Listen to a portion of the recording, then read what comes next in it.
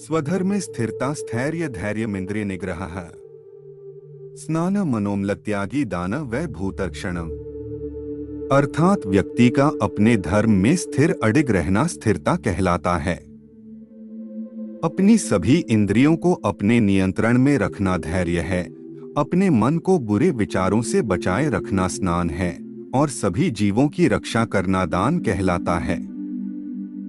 आपने अपने माता पिता को कई बार दान करते हुए देखा होगा, परंतु क्या आपने कभी ध्यान दिया है कि दान क्या है?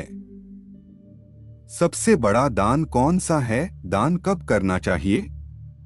ऐसे ही कई प्रश्न हैं जो हिंदू धर्म का पालन कर रहे लोगों के मन में अक्सर आते हैं।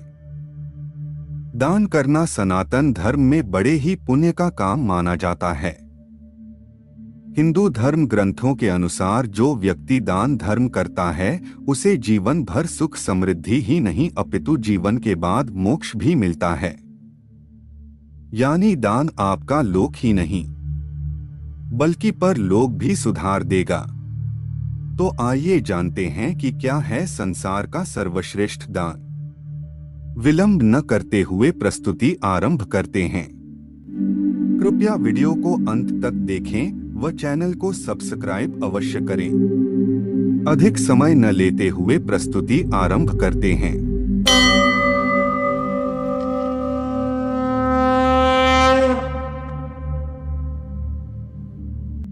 दान का अर्थ है देने की क्रिया, अर्थात किसी दरिद्र और दुखी व्यक्ति की किसी न किसी रूप से सहायता करना दान कहलाता है। दातव्यमिति यद्दान दीयतेनुपकारिणे देशे काले च पात्रे च तद्दान सात्विकं स्मृतम। अर्थात जो दान कर्तव्य समझकर किसी पर उपकार की आशा के बिना समुचित काल तथा स्थान में और योग्य व्यक्ति को दिया जाता है, वह दान सात्विक माना जाता है। जब व्यक्ति दान के महत्व को समझ लेता है तो वो इस सोच में पड़ जाता है कि क्या दान करना चाहिए और सबसे बड़ा दान क्या है। शास्त्रों के अनुसार दान पुण्य परमात्मा को पाने और मोक्ष का सबसे सरलतम मार्ग है। इसलिए इस संसार के हर व्यक्ति का धर्म है कि वह अपनी व्यस्त जीवन शैली से थोड़ा सा समय निकालकर दान अवश्य करें।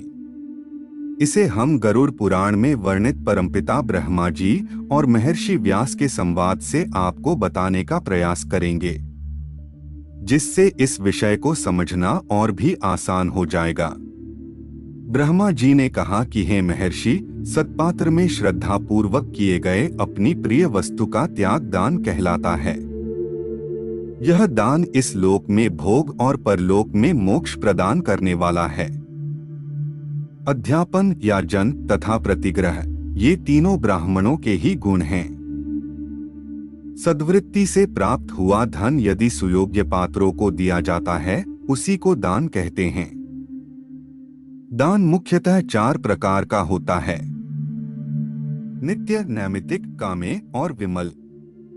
फल की अभिलाषा न रखकर प्रत्युपकार की भावना से रहित होकर ब्राह्मण को प्रतिदिन जो दान दिया जाता है वह नित्य दान होता है। अपने पापों से मुक्ति के लिए विद्वान ब्राह्मणों के हाथों में जो धन दिया जाता है ऐसा दान नैमित्तिक दान है। संतान, विजय, ऐश्वर्य और स्वर्ग प्राप्ति की इच्छा से जो दान किया जाता है उसको ऋषिगण काम्य दान कहते हैं। ईश्वर की प्रसन्नता को प्राप्त करने के लिए धर्मविद जनों को सत्यवृत्ति से युक्त चित्त वाले मनुष्य के द्वारा जो दान दिया जाता है वह विमल दान कहलाता है। यह चारों दान अति कल्याणकारी है। एक की हरी भरी फसल से युक्त या गेहूं की फसल से संपन्न भूमि का दान वेदविद ब्राह्मणों को जो देता है उसका पुनर्जन्म नहीं होता और वह परम गति को प्राप्त होता है। भूमिदान से श्रेष्ठ दान न तो आज तक हुआ है और न होगा। इसके बाद गौदान हिंदू धर्म में श्रेष्ठ दानों में से एक माना जाता है। शास्त्रों के अनुसार जीवन में एक बार किया गया गौदान व्यक्ति का लोक और परलोक दोनों सुधार देता है। और उसे जीवन मृत्यु के चक्र से मुक्ति मिल जाती है। ऋग्वेद के अनुसार जो व्यक्ति गौदान करता है उस व्यक्ति को मृत्यु के पश्चात यमलोक के मार्ग में आने वाली वैतरणी नदी पार करने में कष्ट नहीं होता और उसे स्वर्गलोक में बहुत उत्तम और उच्च स्थान मिलता है। इस कलयुग में गौदान सबसे उत्तम और कल्याणकारी माना गया है। इसलिए हर व्यक्ति को अपने जीवन में एक बार गौदान अवश्य करना चाहिए। कुछ लोगों के लिए सबसे बड़े दान का मतलब है भूखे का पेट भरना। ये वो दान है जिसमें थोड़ा सा दान भी व्यक्ति का जीवन बचा सकता है। आपके द्वारा दिया गया थोड़ा सा भोजन किसी भूख से तड़प रहे व्यक्ति को प्रसन्न कर सकता है।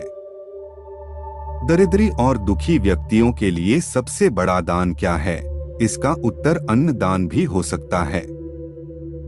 अब जो किसी कन्या के माता या पिता है उनके लिए सबसे बड़ा दान कन्यादान है। सनातन धर्म में कन्यादान सर्वोत्तम है। ये दान माता पिता द्वारा बेटी के विवाह में उस समय किया जाता है जब वो वर को अपनी बेटी का हाथ देते हुए कन्यादान करते हैं और बेटी के प्रति अपनी सभी जिम्मेदारियां वर को दे देते हैं। यह दान श्रेष्ठ दानों में ही सम्मिलित है। इसके अतिरिक्त जो व्यक्ति अपने जीवन में भूल चूक से अनेकों पाप करते हैं उसके निवारण हेतु भी शास्त्रों में यह उपाय बताए गए हैं।